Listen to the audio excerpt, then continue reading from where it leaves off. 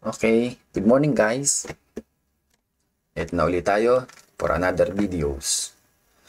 So, ang gagawin natin ngayon, magsaset tayo ng text style tsaka dimension style. Ito yung mga gagamitin natin sa ating ginagawang architectural plans. Essential to dun sa gagawin natin ngayon.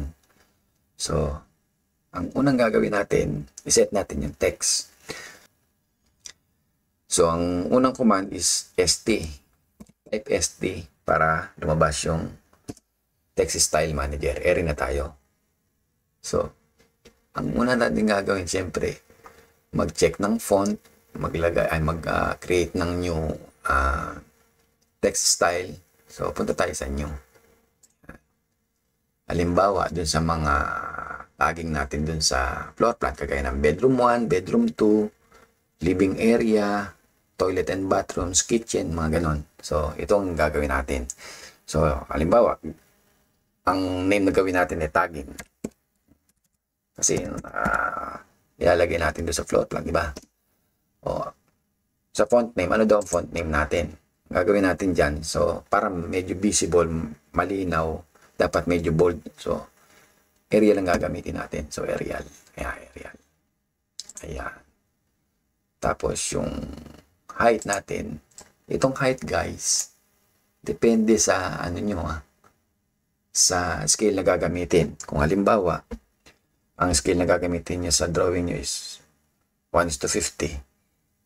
Ang actual na height ng text, pag printed sa papel, ang common, ginagamit ko para sa akin, is 2 mm. Yung iba, 2.5 or 2.2. Pero ako 2 mm. So, kung 2 mm ang ginagamit ko, at scale na 1:50 ang gagamitin ko, i-multiply nyo lang yun dun sa text height nyo. Halimbawa, 2 mm. I-multiply mo sa scale na gagamitin mo. 2 times 15, di ba? 15. So, 100. 100 ang height ko. Sa width factor naman, ito yung kung gusto nyo papayatin itong text nyo na to, kung gusto nyo yung normal na taba niya, so 1. Halimbawa, 1 na yan. Yan ang magiging taba niyan dun sa callout mo pag nilagay mo.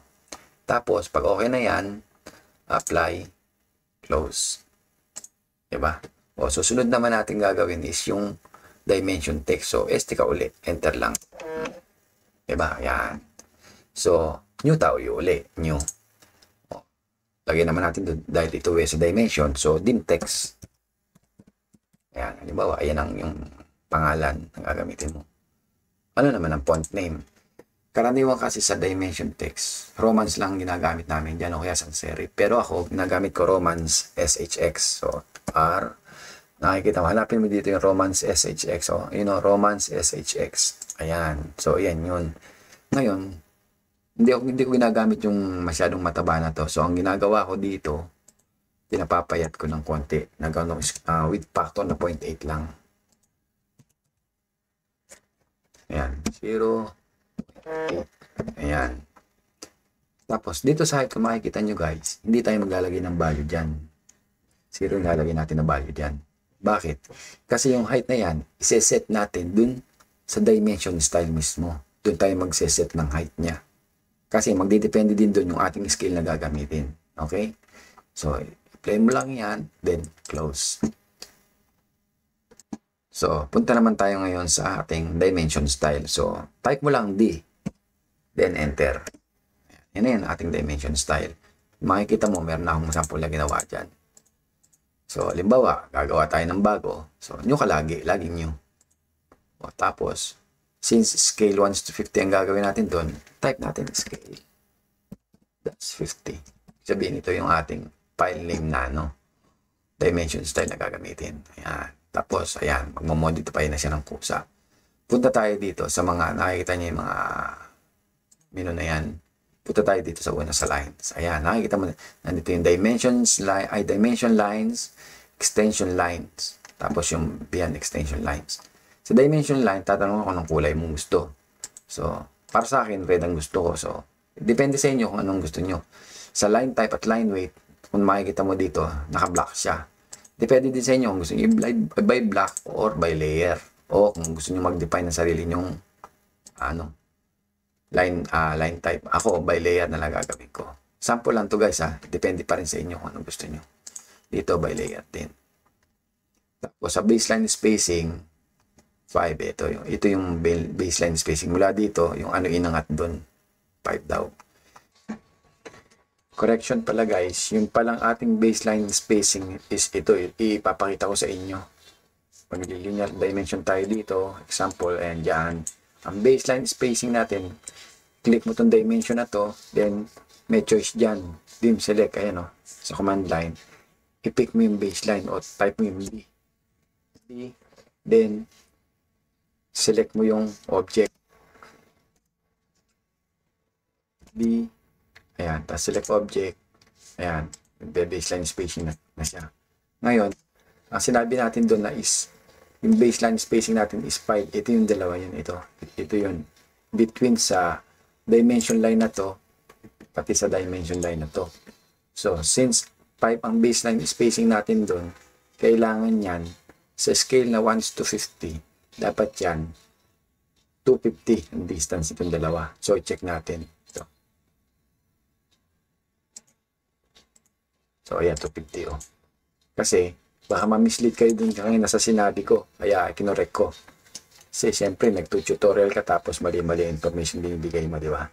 So, for your information lang, guys, yan ang baseline spacing. Ito. Yung linya na yan. Ayan. Tsaka ito. Yan. In between na yan. Yan. Yan ang baseline spacing. Yan. Sinasabi. Okay, guys. Tandaan nyo, ha? Okay guys, so huwag kalimutan na. Okay, balik na tayo dun sa dimension style natin. Tapos dito naman sa extension lines, ito. Ay dito pala yun, yung baseline spacing. Yun. Tapos sa extension lines, red din ang kulay natin. Yung line type, by layer na lang to. By layer na lang gawin natin. Ayan. Tapos, ito daw, extend beyond dimension line. Ayan, 1 mm. Ibig sabihin, ito dimension line mo, extend mo doon, 1 mm ito. Ito pala yun, ito, 1 mm. Tapos, yung offset from origin, extension lines, ito daw, ito yung extend from origin. Ito kasi origin niya, doon 2 mm. So, gawin natin tong 1 lang, 1. Ayan. Pag inilipat natin siya dito, dapat, ayan, lumit na yung gap na yan kasi masyadong malaki. Okay, dito naman tayo sa symbols and arrows. O yan, kung makapapansin nyo guys, so ayan, lumit na ang gap niya. Kasi 1 mm na lang ginawa natin eh. Tapos, sa arrowheads, eto mga choices. Bahala na kayo mamili dyan. Pwede, gusto nyo, close bank, close o dot. O, nakita nyo, meron din dot small. O yan, halimbawa, dot small. O. Tapos, pag inano nyo yan, ayan, maliit na dot ang makikita nyo. Pero gusto nyo dot na malaki. Saan na ba yung may malaking dot dyan? Wala pala. O, halimbawa, itong dot na to. O. Ayan. Ayun, medyo lumaki siya. Depende nga sa inyo. Pero tayo, close field na lang gamitin natin. Ayan. Sa arrow size natin, 1 mm. Diba?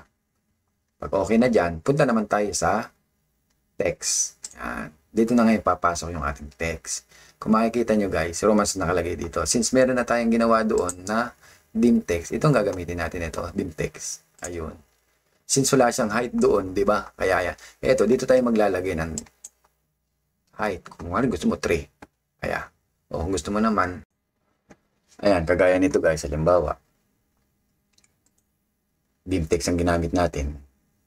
Ang i-assign natin na text height dito is 2. Kung ang scale na gagamitin natin dito is, dito, nasa 50. Kasi 2 times 50 is 100, di ba?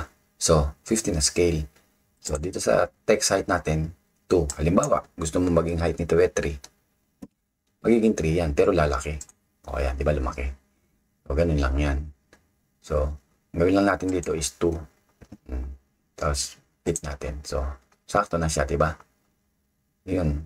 Makikita mo, nagbabago ang height niya. Depende dun sa scale na ginagamit natin.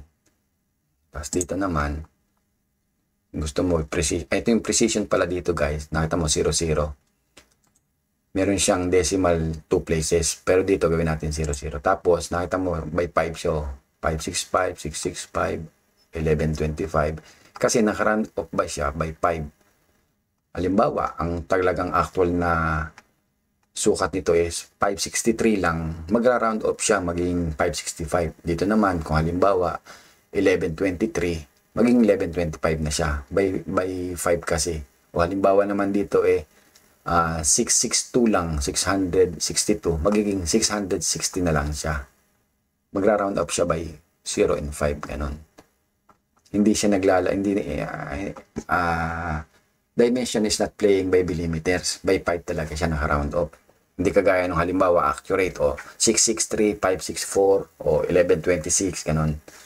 Naglalaro siya, ni-round up nang siya ng by 5. Sa primary units natin yan. Tapos, susunod, alternate units, ala naman na to. So, okay na. Pag tingin mo, okay na yung dimension style mo, click mo okay, then click mo yung scale 50, set current, then close. Ngayon, paano natin ma-check kung tama ba yung ginawa nating dimension? So, gawa tayo ng sample object. Halimbawa, rectangle o rectangle. At 1,000, 1,000, enter. Ay, 100 pala nagawa ko. I-drag na lang natin to. Madadrag naman yan eh. Ayan. So, para ma-check natin, punta tayo sa dimension, linear. Ayan. Linear, then pick point. Tapos sunod naman, pick point, end point. Ayan. So, di ba? Tama naman. 1 meter by 1 meter. Ngayon, sir, sabi mo, gumawa ka ng ng call out para sa loob ng mga tagging na yan. So, punta ka sa ST, click mo ngayon yung tag na ginawa natin. But since mas malaki dapat yung height nung tagging natin kaysa dun sa dimension style, gawin natin yung halimbawa 125.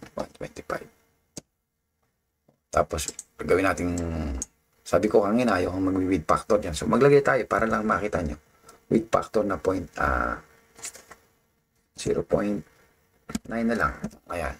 So, apply. Set current. Close. Diba? So, mag-text ka ngayon. Type ka ng text. Pick, then, pick mo lang dito kahit saan dyan. Halimbawa, yan ay kitchen. Kitchen. O, yeah.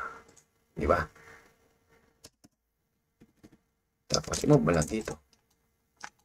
Ayan. Meron ka ng kitchen. Tag ng kitchen, tsaka nung height ng, yung dimension box mo. So, ganun lang yun, guys.